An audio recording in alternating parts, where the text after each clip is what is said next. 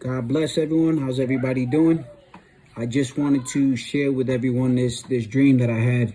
I don't really remember the actual date that it was, but I know that it was, I would say, maybe about 2 weeks ago. So I'll share with you real quick. Me and my brother, first of all, the whole setting of the room. I know it was a multiple part dream, but what I remember, which was the last part of the dream, and what the Lord did was He brought me in this room. The room was completely dark, and there was a table. There was a table in this room, and I seen an older woman, older, like when I say older, I'd say maybe 60s, 70s, sitting at the table. So the Lord had me go around the table. Me and my brother, we went around the table one time. Pastor, went around the table twice. Went around the table third time. In the middle of the third time, I got sucked. It was just like the power of God pushed me right to the back of her chair. And then all of a sudden, God took over. The Lord started to speak. Now here, let me describe to you what it was like. It was like I was there, but I had no control. So I could see, I could hear, and I can pretty much, like, those were the only things that I could do, is see and hear. But it was my voice, His words. So her chair turned and it faced towards me, but it wasn't me, it was the Lord. And He said this to her: "What did you do with the time that I had given you?" And she looked and she was just like, I didn't do anything. And the Lord just stood there in all His awesomeness.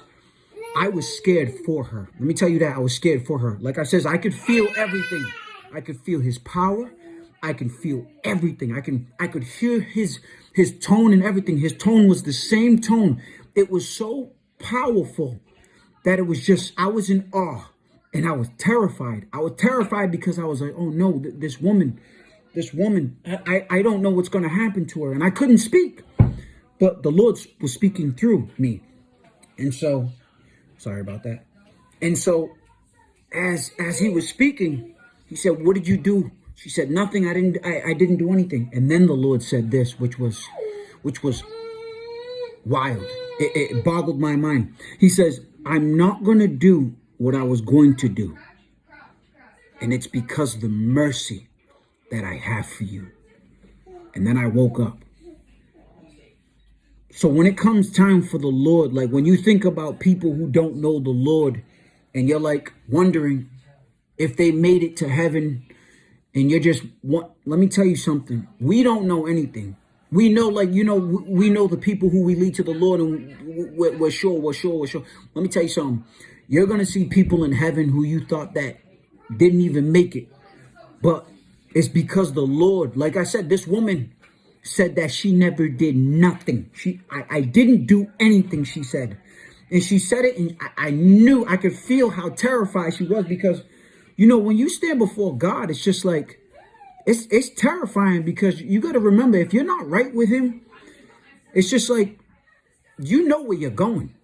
You know exactly where you're going. Like, if you're not good with God and you're not saved and you don't have Jesus in your heart, that's it. But the Lord has so much compassion and He has so much mercy for us. It's just like, it was like, wow. He says, "I'm not going to do what I was going to do. And it's because of the mercy that I have for you." Because me, I knew that. I was like, this lady's not going to make it. This lady, she's going to hell. This lady. But nah, it wasn't even like that. The Lord said, "I'm not going to do what I was going to do. And it's because of the mercy that I have for you." I'm not telling you right now. I'm not telling you, like, personally, I'm not telling you to, oh, don't do anything. No, that's not the whole point of the dream that the Lord gave me and He was showing me. Yes, the Lord has mercy and He's compassionate, but don't test Him. You know what I mean? Like, if you have that opportunity to give yourself to God while you still have life, while you still have air in your lungs and stuff, while He's still allowing you to live, make that choice, make that decision, and give your life to Christ. I'm telling you, it's going to be the best thing that you've ever done. The best thing that you've ever done. Because a lot of the times, and I said this in a couple other videos, that we do things our own way. It's time to start doing things our own way and start doing things God's way, Yahweh, Jesus' way. It's time. Now I'm gonna release this because I gotta switch. I don't want to write it down because it's quite a lot of stuff, but I'm gonna do another video, and it's what the Lord spoke to me. He spoke it to me on the 30th. Now you're gonna want to listen to what he says, because what he said was so powerful and so true that we need to make a decision. Everybody needs to make a decision. Who you're gonna serve? It's either you're gonna live in this world or you're gonna serve God. We all need to pick. Stop playing games. Stop playing games. I'm telling you right now, stop playing games. It's not a joke. You know, we go to work, we wake up daily, and we do what we have to do, but it's time to make the decision, because God's about to move, and there's going to be a lot of things that are about to be happening. That it's either, if you don't have God on your side, then you ain't got that protection.